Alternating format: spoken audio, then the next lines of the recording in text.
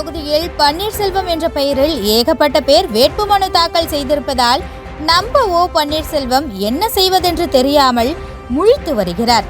படையெடுக்கும் பன்னீர்செல்வங்களால் பரிதாப நிலைக்கு தள்ளப்பட்டிருக்கிறார் ஓ பன்னீர்செல்வம்.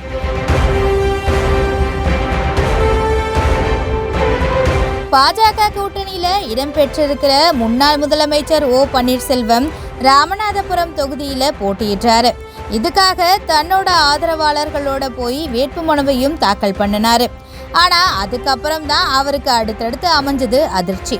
ஓ பன்னீர்செல்வம் மனு தாக்கல் செஞ்ச பிறகு அவர் பெயர் கொண்ட 4 பேர் வேட்பு மனு தாக்கல் செஞ்சாங்க.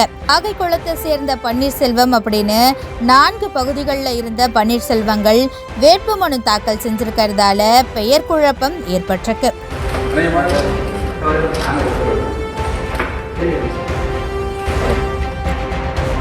4 பேரும் சுயேட்சை வேட்பாளராக இருந்தாலும் ஓ பன்னீர்செல்வத்திற்கு தான் பிரச்சனை. ஓ பன்னீர்செல்வம் மக்களால் நன்கு அறியப்பட்ட முகமாக இருந்தாலும் வாக்குப்பதிவு இயந்திரத்தில் அவர் பெயர் எந்த இடத்துல எப்படி இடம்பெற போகுது அப்படின்ற கேள்வி இப்போ எழுந்திருக்கு.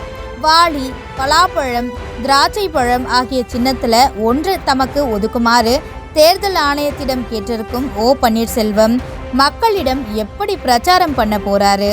பெயர் குழப்பத்தால அவருக்கான வாக்குகள் பாதிக்குமான்ற சந்தேகம் எழுந்திருக்கு.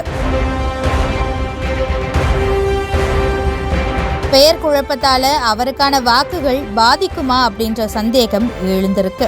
தேர்தலில் போட்டியிட்டு இதுவரைக்கும் ஒரு முறை கூட தோல்வியை சந்திக்காத முன்னாள் முதலமைச்சர் ஓ பன்னீர்செல்வம் இந்த பெயர் குழப்பத்தால் எப்படி சமாளிக்க போறாருன்னு பொறுத்திருந்து தான் பார்க்கணும்.